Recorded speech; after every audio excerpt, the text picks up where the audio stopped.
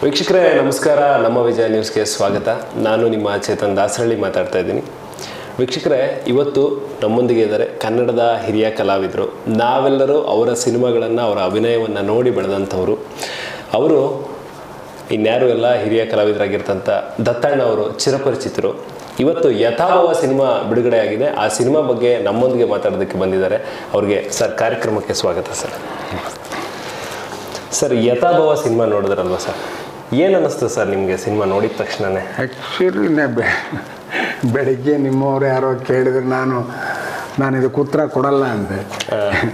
ಯಾಕೆಂದರೆ ನಾವು ಮಾಡಿದವರು ಹೆತ್ತವ್ರಿಗೆ ಹೆಗ್ಣ ಮುದ್ದು ಅಂತ ನಮಗೆ ಚೆನ್ನಾಗೇ ಇರುತ್ತೆ. ಆ್ಯಕ್ಚುಲಿ ನೋಡಿದವ್ರಿಗೆ ಅಭಿಪ್ರಾಯ ಏನು ಅನ್ನೋದನ್ನು ಕಲೆಕ್ಟ್ ಮಾಡಬೇಕು. ಆದರೂ ಕೂಡ ನಾನೇ ಪ್ರೇಕ್ಷಕರ ಸಮುದಾಯದಲ್ಲಿ ಒಬ್ಬನಾಗಿ ನೋಡಿದರೆ ಈ ಸಿನಿಮಾ ಬಹಳ ವಿಶೇಷವಾದ ಸಿನಿಮಾ ಅಂತ ಅನ್ನಿಸ್ತು. ಯಾಕೆಂದರೆ ಕನ್ನಡದಲ್ಲಿ ಬಹಳ ಕಾಲದಿಂದ ಒಂದು ಪೂರ್ಣ ಪ್ರಮಾಣದ ಕೋರ್ಟ್ ರೂಮ್ ಡ್ರಾಮಾ ಅಂತ ಏನಂತೀವಿ, ಹೌದು ಸರ್, ಆ ಥರದ ಸಿನಿಮಾ ಬಂದಿದ್ದು ನನ್ನ ಗಮನಕ್ಕಂತೂ ಬಂದಿಲ್ಲ. ಇಲ್ಲ ಸರ್, ನಾವು ನೋಡಿಲ್ಲ. ನಮ್ಮ ನಿರ್ದೇಶಕರು ಹೇಳಿದ್ರೆ ಇಲ್ಲ, ಹಿಂದೆ ಬಂದಿದೆ ಒಂದೆರಡು ಅಂತ. ನನಗೆ ಅಷ್ಟಾಗಿ ಅವು ಮನಸ್ಸಿನಲ್ಲಿ ಕೂತಿಲ್ಲ. ಹೌದು ಸರ್.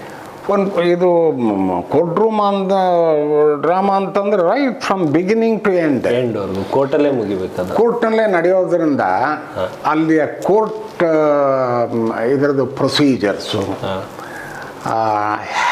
ಅಲ್ಲಿಯ ನಡವಳಿಕೆಗಳು, ಇವೆಲ್ಲದಕ್ಕೂ ಬಹಳ ಕೂಲಂಕುಷವಾದ ಗಮನ ಬೇಕಾಗತ್ತೆ. ಹೌದು ಸರ್. ಆ ಗಮನವನ್ನೆಲ್ಲ ಇದರೊಳಗೆ ಇಟ್ಕೊಂಡು ಮಾಡಿರೋದ್ರಿಂದ ಅದು ಕುತೂಹಲವನ್ನು ಕಾಪಾಡ್ಕೊಂಡು ಬಂದಿದೆ ಕಡೆವರೆಗೂ.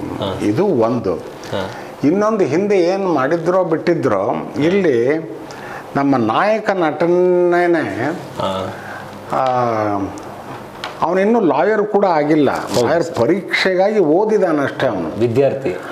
ಅವನು ತನ್ನ ವಕಾಲತ್ತನ್ನು ತಾನೇ ವಹಿಸ್ಕೊಂಡು, ಯಾಕೆಂದರೆ ಯಾರೂ ಅವನ ಪರವಾಗಿ ವಕಾಲತ್ತು ವಹಿಸ್ಕೊಳ್ಳೋಕ್ಕೆ ಇಷ್ಟಪಡಲಿಲ್ಲ. ಹಾಗಾಗಿ ಸತ್ಯಕ್ಕೋಸ್ಕರ ತನಗೆ ತಾನೇ ಮುಂದೆ ಬಂದು ನಾನೇ ವಕಾಲತ್ತು ವಹಿಸ್ಕೋತೀನಿ ಅಂತ ಮಾಡಿದ್ನಲ್ಲ, ಅದು ಬಹಳ ಸ್ಪೆಷಲ್ ಅಂತ ಅನ್ನಿಸ್ತು ನನಗೆ. ಅದು ಬಹಳ ಚೆನ್ನಾಗಿ ರೂಟು ಆಗಿದೆ. ಅದು ಸರ್ ಖುಷಿ ಆಯಿತು ಸರ್, ನಮಗೂ ಅಷ್ಟೇ. ಅದು ನೋಡಿದ್ವಿ. ಆಮೇಲೆ ಸರ್, ನೀವು ಪೂರ್ತಿಯ ಕತೆ ಕೇಳಿ ಸಿನಿಮಾ ಒಪ್ಕೊಂಡ್ರೆ ಹೆಂಗೆ ಸರ್? ಪೂರ್ತಿಯಾಗಿ ಕತೆ ಕೇಳಿ? ಪೂರ್ತಿ ಕಥೆ ಅಂತ ಇಲ್ಲ, ಸ್ಕ್ರಿಪ್ಟ್ ನೋಡಿದ್ದೆ. ಓಕೆ. ಸ್ಕ್ರಿಪ್ಟ್ ನೋಡಿದೆ ಯಾವ ಸಿನಿಮಾನೂ ಒಪ್ಕೊಳ್ಳಲ್ಲ ನಾನು. ಸ್ಕ್ರಿಪ್ಟ್ ನೋಡಿ ಕೆಲವು ಬದಲಾವಣೆಗಳು ಮಾಡಬೇಕಾದ ಅಗತ್ಯ ಇದೆ ಅಂತ ಅನಿಸಿತ್ತು. ಅದನ್ನು ಹೇಳಿದೆ. ಅದನ್ನು ಮಾಡಿದ್ರೋ ಬಿಟ್ಟರೋ ಐ ಡೋಂಟ್ ನೋ. ಆದರೂ ಕೂಡ ಮಾಡಿದ ರೀತಿ ಒಳಗೆ ಅವರು ಹೇಗೆ ಹೇಳಿದ್ರು ಅದೇ ರೀತಿಯೇ ಬಂದಿದೆ. ಹಾಗಾಗಿ ಅವರಿಗೆ ತಾವೇನು ಮಾಡ್ತಿದ್ದೀವಿ ಅನ್ನೋದರ ಬಗ್ಗೆ ಕಲ್ಪನೆ ಬಹಳ ಚೆನ್ನಾಗಿತ್ತು, ನಿರ್ದೇಶಕರಿಗಿತ್ತು ಅಂತ ಒಂದು. ಇನ್ನೊಂದು, ಅವರು 4-5 ಜನ ಒಟ್ಟಿಗೆ ಒಂದೇ ಫಿಲ್ಮ್ ಸ್ಕೂಲ್ನಲ್ಲಿ ಓದಿ ಬಂದವರಾಗಿದ್ದರಿಂದ ಒಂದು ಸ್ವಲ್ಪ ರ್ಯಾಪೋನು ಚೆನ್ನಾಗಿತ್ತು. ಅದ್ರ ಮಧ್ಯೆ ನಾವು ಒಂದಿಷ್ಟು ಸೇರಿಕೊಂಡು ಸರ್, ನಾನು ದತ್ತಣ್ಣವ್ರನ್ನ ಮೊದಲನೇ ಬಾರಿ ನ್ಯಾಯಾಧೀಶರಾಗಿ ನೋಡಿದ್ದೆ ಸರ್ ಸ್ಕ್ರೀನಲ್ಲಿ. ನೀವು ನ್ಯಾಯಾಧೀಶರಾಗಿ ಇಡೀ ಸಿನಿಮಾದಲ್ಲಿರ್ತೀರ sir, from the beginning to ಎಂಡ್ವರೆಗೂ. ಆಗ ಒಂದು ಜವಾಬ್ದಾರಿ ಅನ್ನೋದು ಏನು ಅನ್ನಿಸ್ತಾ ಇತ್ತು ಸರ್ ನಿಮಗೆ ನ್ಯಾಯಾಧೀಶರಾಗಿ ಕೂತಾಗ? ಈಗ ಬೇರೆ ಸಿನಿಮಾಗಳಲ್ಲಿ ಸುಮ್ಮನೆ ಒಂದೆರಡು ಫ್ರೇಮಲ್ಲಿ ಬಂದು ಹೋಗೋದು ಬೇರೆ ಸರ್. ಇಲ್ಲಿ ನೀವೇ ಇರ್ತೀರಾ, ನಿಮ್ಮ ಕಣ್ಣಿನ ಎದುರುಗಡೆನೇ ವಾದ ವಿವಾದಗಳು ನಡೀತಾ ಇರುತ್ತೆ. ಸೊ ಆಗ ನಿಮ್ಗೆ ಆ ಜವಾಬ್ದಾರಿ ಏನು ಅನ್ನಿಸ್ತಾ ಇತ್ತು ಸರ್?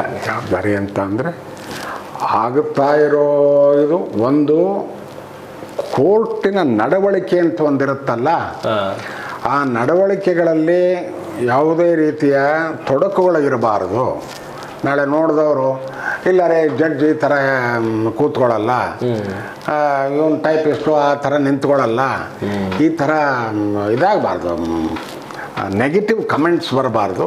ಹಾಗಾಗಿ ಪ್ರತಿ ಸಾರಿನೂ ಹೇಳ್ಕೊಂಡು ಬಂದಿದ್ದೆ.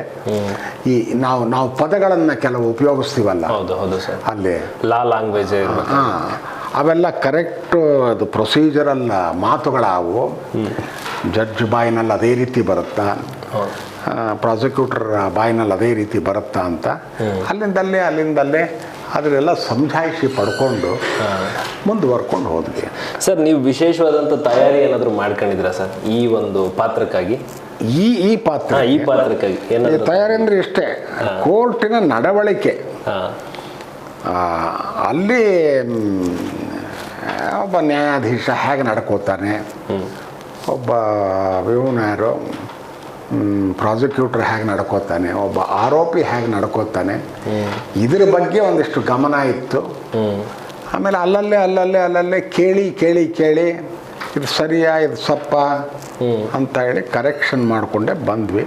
ಬಟ್ ಯಾವುದೋ ಅಂಥ ದೊಡ್ಡ ಕರೆಕ್ಷನ್ ಏನಿರಲಿಲ್ಲ. ಸರ್ ಒಟ್ಟಾರೆ ಎಷ್ಟು ದಿನದಲ್ಲಿ ಮುಗಿಸಿದ್ರಿ ಸರ್ ನಿಮ್ಮ ಪೋರ್ಷನ್ ಆಫ್ ವರ್ಕ್ನ? ಯಾಕಂದರೆ ನಾನು ಅನ್ಕೊಂಡು ಇಡೀ ಸಿನಿಮಾ ನೀವು ಇರ್ತೀರ ಸರ್, ನೀವು ಮತ್ತು ಕಥಾನಾಯಕ ಇಡೀ ಸಿನಿಮಾದಲ್ಲಿ ಇರ್ತಾರೆ. ಎಷ್ಟು ದಿನದಲ್ಲಿ ಮುಗಿಸಿದ್ರಿ ಸರ್?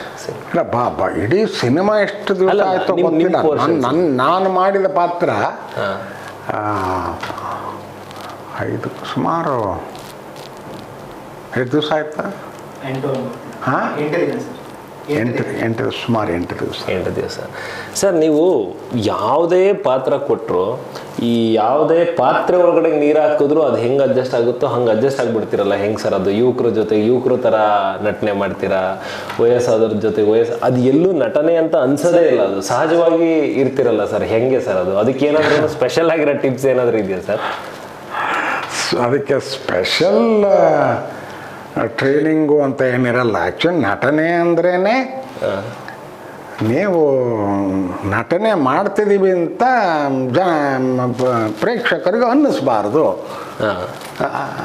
ಅದನ್ನೇ ನಾನ್ ಆ್ಯಕ್ಟಿಂಗ್ ಅಂತ ಅಂತಾರೆ. ಹಂಗೆ ಅದು ಅವರ ಮನಸ್ಸನ್ನು ನೇರವಾಗಿ ಹೊಕ್ಕಬೇಕು. ಅದಕ್ಕಾಗಿ ಕಸರತ್ತುಗಳನ್ನು ಮಾಡಬಾರ್ದು, ಅಥವಾ ಕಸರತ್ತುಗಳನ್ನು ಮಾಡ್ತಿದ್ದೀನಿ ಅನ್ನೋದು ಪ್ರೇಕ್ಷಕನಿಗೆ ಅನ್ನಿಸ್ಬಾರ್ದು. ಒಪ್ಸೋದಕ್ಕೋಸ್ಕರ ಏನನ್ನು ಮಾಡಬಾರ್ದು ಅನ್ನೋದು. ಹಾಗಾಗಿ ಅದು ಮುಂಚೆಯಿಂದ ನಾವು ಸ್ವಲ್ಪ ನ್ಯಾಚುರಲ್ ಆ್ಯಕ್ಟರ್ ಅಂತ ಹೇಳಿ ಒಂದು ಪುರಸ್ಕಾರ ಕೊಟ್ಟಿದ್ದಾರೆ ನನಗೆ. ನಾವೆಲ್ಲ ಹಾಗೆ ಅಂದ್ಕೊಂಡಿರೋದು ಸರ್, ನೀವು ಸಹಜ ಅಭಿನಯನೇ ನಾವು ನೋಡ್ತೀವಿ ನಿಮ್ಮಲ್ಲಿ ಸರ್. ಆಮೇಲೆ ಈಗ ಈ ನಿರ್ದೇಶಕರದ್ದು ಮೊದಲ ಚಿತ್ರ, ಹೊಸ ತಂಡ ನಿಮ್ಮ ಎದುರುಗಡೆಗೆ ಇದ್ದವರು, ಇವ್ರು ಬಂದು ನಿಮ್ಮನ್ನು ಅಪ್ರೋಚ್ ಮಾಡಿದ ನಂತರ ನಿಮಗೆ ಏನು ಅನ್ಸೋದು ಸರ್? ಇವ್ರ ಜೊತೆಗೆ ಆ್ಯಕ್ಟ್ ಮಾಡಬೇಕಾದ್ರೆ, ಈ ಸಿನಿಮಾದಲ್ಲಿ ತೊಡಗಿಸ್ಕೊಂಡಾಗ ನಿಮ್ಗೇನಾದ್ರೂ ಈ ನಿರ್ದೇಶಕರ ಜೊತೆಗೆ ಯಾವ ಥರದ ಕಂಪ್ಯಾರಿಸನ್ ಇತ್ತು ಸರ್ ಬೇರೆಯವರಿಗೂ ಇವರಿಗೂ? ಕಂಪ್ಯಾರಿಸನ್ ಪ್ರಶ್ನೆ ಅಲ್ಲ. ಇವರು ಇದು ಒಂದು ಯಾವುದೋ ಒಂದು ಆ್ಯಕ್ಟಿಂಗ್ ಅಂಥದ್ದು ಸಿನಿಮಾ ಸ್ಕೂಲ್ನಲ್ಲಿ 3 ವರ್ಷ ಎಷ್ಟು ವರ್ಷನಪ್ಪ? 3 ವರ್ಷ ತರಬೇತಿ ಪಡ್ಕೊಂಡು ಬಂದಿದ್ದಾರಲ್ಲ. ಸೊ ಹಾಗಾಗಿ ಅವ್ರಿಗೆ ಸಿನಿಮಾ ಅಂದ್ರೇನು, ಸಿನಿಮಾ ಅಂದರೆ ಏನಿರಬೇಕು ಏನಿರಬಾರ್ದು, ಹೇಗಿರಬೇಕು ಹೇಗಿರಬಾರ್ದು, ಇವೆಲ್ಲದರ ಕಲ್ಪನೆಗಳು ಚೆನ್ನಾಗಿರುತ್ತೆ ಅನ್ನೋ ಒಂದು ಬೇಸಿಕ್ ದೃಷ್ಟಿ ಇರುತ್ತೆ. ಹಾಗಾಗಿ ಸ್ವಲ್ಪ ಅನುಮಾನಗಳು ಕಡಿಮೆ ಇರುತ್ತೆ. ಬೇರೆ ಹೊಸದಾಗಿ ಬಂದು ಏನಪ್ಪ ಎಲ್ಲಿ ಮಾಡಿದೀಯಾ, ಯಾರ ಹತ್ರ ಕೆಲಸ ಮಾಡಿದ್ಯಾ, ಫಸ್ಟ್ ಟೈಮರ ಅಂತ ಕೇಳಿದಾಗ ಅಲ್ಲಿ ಕೆಲವು ಅನುಮಾನಗಳಿರುತ್ತೆ. ಆ ಅನುಮಾನಗಳೇ ಅದು ಇಲ್ಲಿ ಇರಲಿಲ್ಲ. ಸ್ಕ್ರಿಪ್ಟಲ್ಲಿ ಇರೋದೇ ತೆರೆ ಮೇಲೆ ಬರುತ್ತೋ ಹೆಂಗೋ. ಆಮೇಲೆ ನಾವು ಕೇಳಿದ ಪ್ರಶ್ನೆಗಳಿಗೆ ಸರಿಯಾದ ಸೂಕ್ತವಾದ ಉತ್ತರಗಳಿರೋದು ಇದ್ದಿದ್ದರಿಂದ ನಮಗೆ ಒಪ್ಪಿಕೊಡೋಕ್ಕೆ ಹೆಚ್ಚಿಗೆ ತೊಂದರೆ ಆಗಲಿಲ್ಲ. ಸರ್ ಈಗ ಇವರೆಲ್ಲ ಹೊಸ ಹುಡುಗರು ಸರ್, ಅಂದರೆ ಹೆಚ್ಚು ಕಡಿಮೆ ನೀವು ಮತ್ತು ಅಡ್ವೊಕೇಟ್ ಸಾಹೇಬರು ನಿಮ್ಮಿಬ್ಬರನ್ನು ಬಿಟ್ಟರೆ ಇನ್ನು ಬಹುತೇಕ ಹೊಸಬ್ರೆ ಅಭಿನಯ ಮಾಡಿದ್ದು ಸರ್ ಸಿನಿಮಾದಲ್ಲಿ. ಇಷ್ಟು ಹೊಸ ತಂಡದ ಜೊತೆಗೆ ಅಭಿನಯ ಮಾಡ್ತಾ ಇರಬೇಕಾದ್ರೆ ಏನು ಅನ್ನಿಸ್ತು ಸರ್ ಆ ಎಕ್ಸ್ಪೀರಿಯನ್ಸ್ ನಿಮಗೆ? ಇಲ್ಲ, ನನಗೆ ಮುಂಚಿನಿಂದ ಈಗ 38ನೇ ವರ್ಷ ಏನೋ ನಾನು ಸಿನಿಮಾ ಪ್ರಪಂಚದಲ್ಲಿರೋದು. ಮುಂಚಿನಿಂದ ಕೂಡ ನನಗೆ ಹೆಚ್ಚಿನ ಅಥವಾ ಸಾಕಷ್ಟು ನಿರ್ದೇಶಕರು ಹೊಸ ನಿರ್ದೇಶಕರಾಗಿ ನನ್ನ ಹತ್ರ ಬಂದವರು. ಒಂದು ನನ್ನ ಜೊತೆ ಸಂಪರ್ಕ ಇಟ್ಕೊಂಡು ಒಂದಿಷ್ಟು ಚರ್ಚೆಗಳನ್ನು ಮಾಡೋಕ್ಕೆ ಅನುಕೂಲ ಆಗುತ್ತೆ ಅನ್ನೋ ದೃಷ್ಟಿಯಿಂದ ಬಂದವರು ಕೆಲವರು ಇಲ್ಲ, ಈ ಪಾತ್ರಕ್ಕೆ ಇವರು ನ್ಯಾಯ ಒದಗಿಸ್ತಾರೆ ಅಂತ ಅಂದ್ಕೊಂಡು ಬಂದವರು. ಬಹಳಷ್ಟು ಹೊಸ ನಿರ್ದೇಶಕರು ಮೊಟ್ಟ ಮೊದಲ ಕೆಲಸ ಮಾಡಬೇಕಾದ್ರೆ ನನ್ನ ಹತ್ರ ಬಂದಿರೋರು ಹೆಚ್ಚು. ಹಾಗಾಗಿ ಅವರ ಇದು ಹೊಸ ತಂಡ ಜೊತೆಗಿದ್ದವರು ಕೂಡ ಸರ್ ಅಲ್ಲಿ ಹೊಸ ನಟರು, ಹೊಸ ತಂತ್ರಜ್ಞರು ಅಂಥವ್ರನ್ನೇ ಇಟ್ಕೊಂಡು ಮಾಡಿದ್ರಿಂದ ಸುಮಾರು 16-17 ಆ ಥರದ ಹೊಸ ನಿರ್ದೇಶಕರ ಚಿತ್ರಗಳು, ಹೊಸ ತಂಡಗಳ ಚಿತ್ರಗಳು ಮಾಡೋಕ್ಕಾಗಿದೆ ನನಗೆ. ಸರ್ ಮತ್ತೆ ಬೇರೆ ಯಾವ್ಯಾವ ಚಿತ್ರಗಳಲ್ಲಿ ದತ್ತಣ್ಣವ್ರು ಬರ್ತಾ ಇದ್ದಾರೆ ಸರ್ ಈ ವರ್ಷ? ಏನಪ್ಪ ಎಲ್ಲ ಬಹಳ ದಿವಸಗಳಿಂದ ಮಾಡಿ ಒಂದು ಸ್ವಲ್ಪ ಯಾವ್ಯಾವುದೋ ಕಾಲದಲ್ಲಿ ಸ್ಥಗಿತವಾಗಿರುವಂಥದ್ದು ಒಂದು 4-10 ಇದೆ. ಮರ್ಫಿ ಅಂತ ಒಂದು ಸಿನಿಮಾ ಗೋವಾದಲ್ಲಿ ಮಾಡಿದ್ವಿ, ಎಲ್ಲ ಮುಗಿದಿದೆ. ಅದೇನೋ ಸಣ್ಣ ಪುಟ್ಟ ತೊಂದರೆಗಳಿಗಾಗಿ ಮುಂದುವರಿತಿಲ್ಲ. ಇದೇ ಫೆಬ್ರವರಿ ಒಳಗೆ ಲವ್ಲಿ ಅಂತ ಒಂದು ಸಿನಿಮಾ ಮಾಡಬೇಕು, ಸಿನಿಮಾ ಬರಬೇಕು, ಎಲ್ಲ ಕಂಪ್ಲೀಟ್ ಆಗಿದೆ. ಈ ವಸಿಷ್ಠ ಸಿಂಹ ಮಾಡಿರೋ ಸಿನಿಮಾ ಅದು.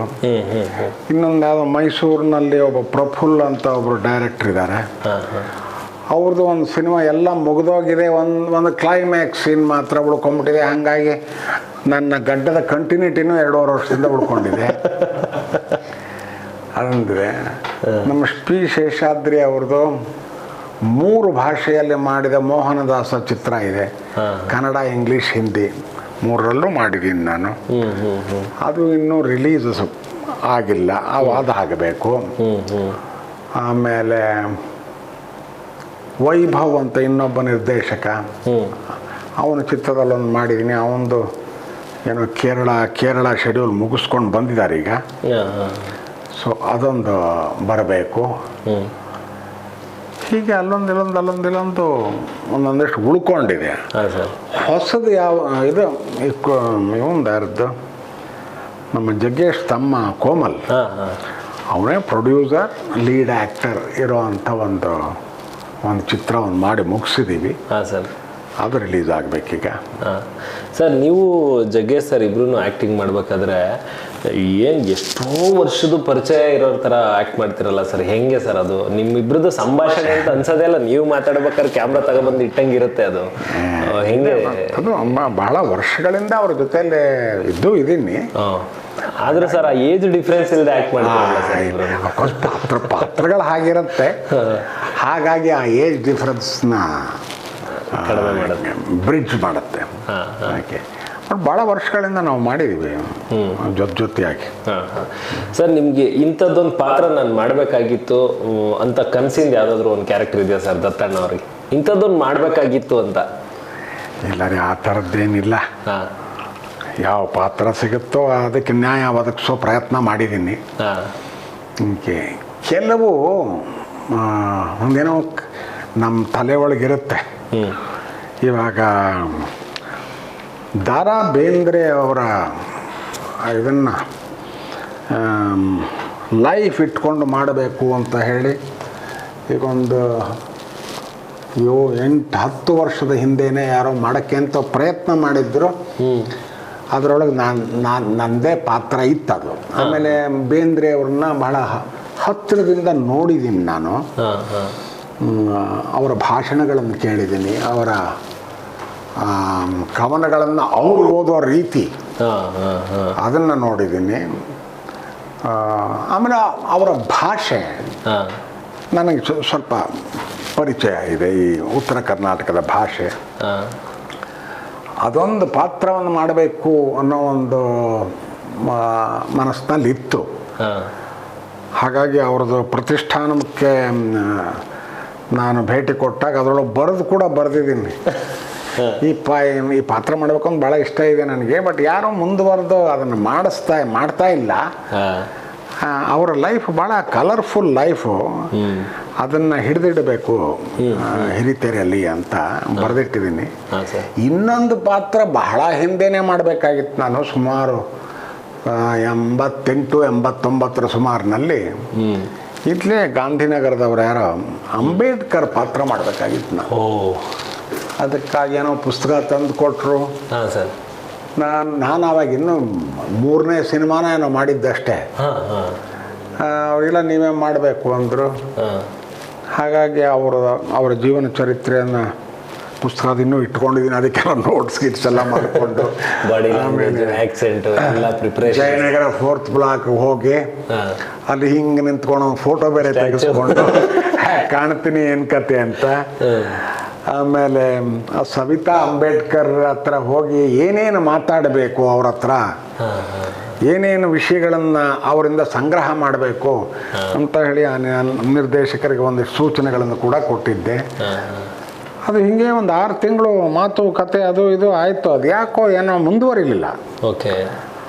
ಆ ಮುಂದುವರೆದಿದ್ದ ಪಕ್ಷದಲ್ಲಿ ಪ್ಯಾನ್ ಇಂಡಿಯಾ ಸ್ಟಾರ್ ಸರ್ ನೀವು ಅವಾಗಲೇ. ಪ್ಯಾನ್ ಇಂಡಿಯಾ ಸ್ಟಾರೋ ಅಥವಾ ಬೇರೆ ಯಾವುದೋ ಒಂದು ದಿಕ್ಕಿಗೆ ನನ್ನ ಎಳೀತಿತ್ತು ಅಂತ ಕಾಣುತ್ತೆ. ಸರ್ ಆಮೇಲೆ ಈಗೊಂದು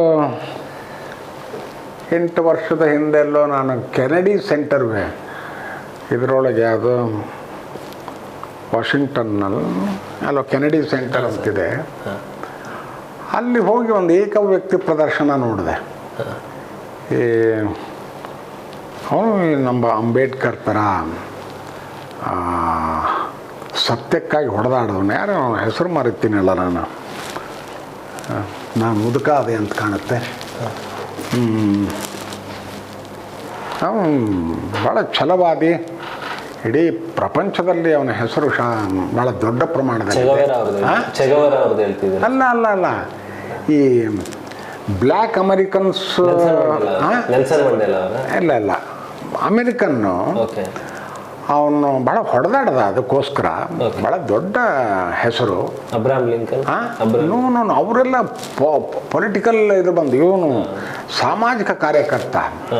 ಇಡೀ ಪ್ರಪಂಚದಲ್ಲಿ ಒಳ್ಳೆ, ನನ್ನ ಹೆಸರು ಬಾಯಿಗೆ ಬರ್ತಿಲ್ಲ, ವೆರಿ ಅನ್ಫಾರ್ಚುನೇಟ್.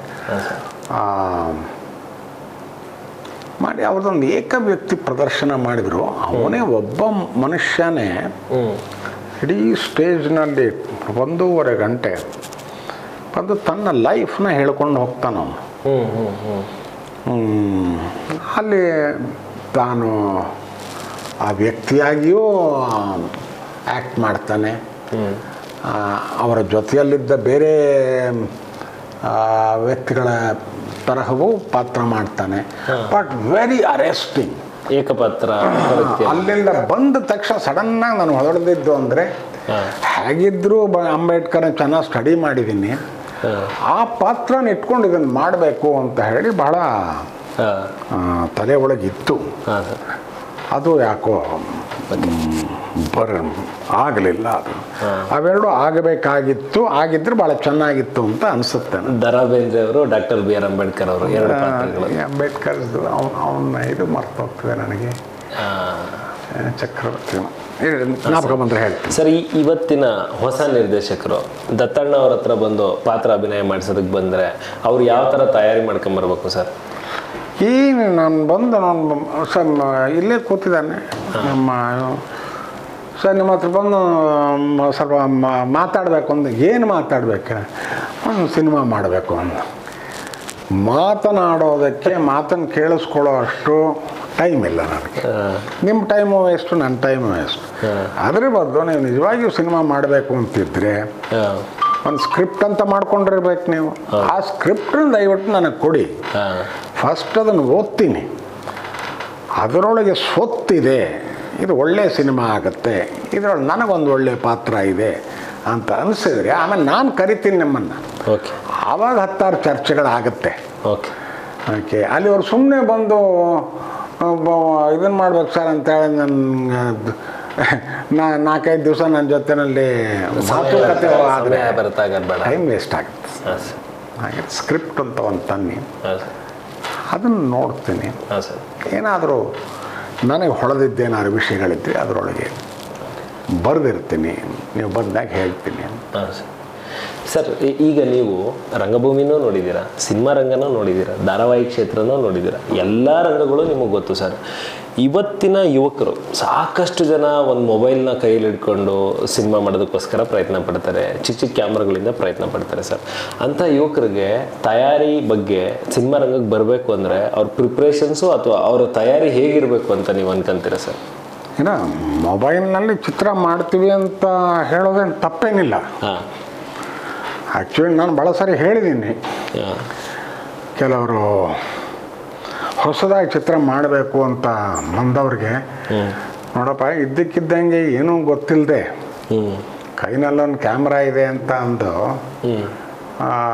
ಇಷ್ಟ ಬಂದಂಗೆ ಏನೋ ಮಾಡೋಕ್ಕೆ ಹೋಗಬೇಡ್ರಿ. ಯಾಕೆಂದರೆ ಇದು ಖರ್ಚು ವೆಚ್ಚದ ವಿಷಯ. ಒಂದು ಸಿನಿಮಾ ಅಂತಂದ್ರೆ ಲಕ್ಷಾಂತರ ರೂಪಾಯಿ ಖರ್ಚು ಮಾಡಬೇಕಾಗತ್ತೆ. ಅದೇ ಮೊದಲು ನಿಮಗೆ ನಿಜವಾಗಿಯೂ ಸಿನಿಮಾ ಮಾಡೋ ಯೋಗ್ಯತೆ ಇದೆಯಾ ಅನ್ನೋದು ನಿಮಗೆ ನೀವೇ ತಿಳ್ಕೋಬೇಕು, ಗೊತ್ತಾಗಬೇಕು.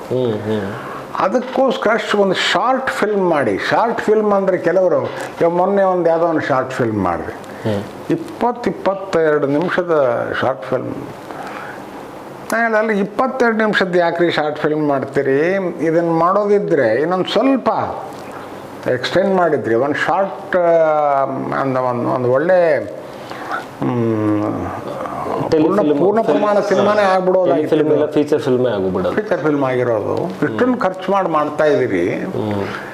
ಯೋಚನೆ ಮಾಡಿ, ನೀವು ಕಲಿಯೋದಕ್ಕೋಸ್ಕರ, ಅಭ್ಯಾಸಕ್ಕೋಸ್ಕರ, ಅಥವಾ ಜನಗಳಿಗೆ ನೀನು ಏನು ಮಾಡಬಲ್ಲೆ ಅಂತ ತೋರಿಸೋದಕ್ಕೋಸ್ಕರ ಮಾಡಬೇಕು ಅಂತಂದರೆ ಅಷ್ಟು ಉದ್ದನೇ ಶಾರ್ಟ್ ಫಿಲ್ಮ್ ಬೇಕಾಗಿಲ್ಲ. ಅದಕ್ಕೋಸ್ಕರ ಅದ್ರ ಹೆಸರೇ ಶಾರ್ಟ್ ಫಿಲ್ಮ್ ಅಂತ. ಆ ಶಾರ್ಟ್ ಫಿಲ್ಮ್ನ 2 ನಿಮಿಷದಲ್ಲಿ ಮಾಡ್ಬೋದು, 3 ನಿಮಿಷ ಮಾಡ್ಬೋದು, 4 ನಿಮಿಷದಲ್ಲಿ ಮಾಡ್ಬೋದು.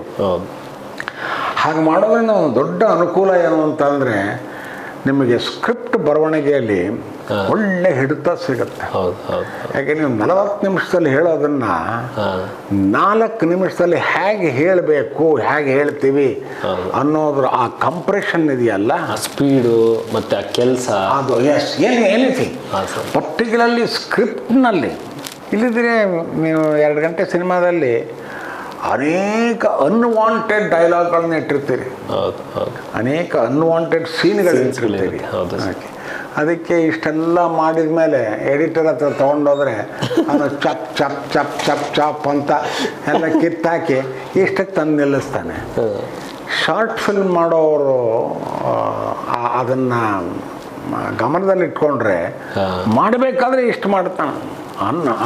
ಅನ್ನೆಸೆಸರಿ ಥಿಂಗ್ಸ್ ಯಾವುದನ್ನು ಮಾಡಲ್ಲ, ಅದರಿಂದ ಅದನ್ನು ಮಾಡ್ಬೋದು. ಆಮೇಲೆ ನಮ್ಮ ಕ್ಯಾಮ್ರಾಗಳು, ಇವಾಗ ಬರೋ ಕ್ಯಾಮ್ರಾಗಳಿದೆಯಲ್ಲ, ಇದು ಮೊಬೈಲ್ ಕ್ಯಾಮ್ರಾಗಳು, ಅವೆಲ್ಲ 4K ರೆಸಲ್ಯೂಷನ್. ಹೌದು ಸರ್, ಹೌದು. They are very good cinema making. Quality ಎಲ್ಲ ಚೆನ್ನಾಗಿ. ಆ್ಯಕ್ಚುಲಿ ರೆಗ್ಯುಲರ್ ಸಿನಿಮಾ ಕ್ಯಾಮ್ರಾಗಿಂತ ಇದು ಇಟ್ಸ್ ಗುಡ್. ಅದರಿಂದ ನಿಮಗೆ ಇದರೊಳಗೆ ಮಾಡಬಹುದು. ಹಾಂ ಸರ್, ಹಾಂ ಸರ್, ಮಾಡೋದ್ರಲ್ಲಿ ತಪ್ಪೇನಿಲ್ಲ, ಕಲಿಬೋದು. Okay sir. ಸರ್, ಒಟ್ಟಾರೆಯಾಗಿ ಈ ಯಥಾಗತ ಸಿನಿಮಾವನ್ನು ಜನ ಯಾಕೆ ನೋಡಬೇಕು ಸರ್?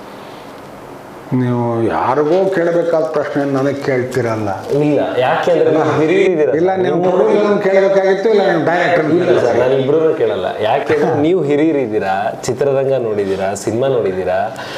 ಈ ಸಿನಿಮಾದಲ್ಲಿ ನಾನು ನೋಡಿದಂಗೆ ಒಂದು ಮೆಸೇಜ್ ಇದೆ ಸರ್, ಬಟ್ ಅದು ನಿಮ್ಮಿಂದ ರೀಚ್ ಆದರೆ ಇನ್ನೂ ಜಾಸ್ತಿ ಜನಕ್ಕೆ. ಡೆಫಿನೆಟ್ಟಾಗಿ ಈ ಸಿನಿಮಾ ಒಂದು ನೋಡಬೇಕಾದ ಸಿನಿಮಾ.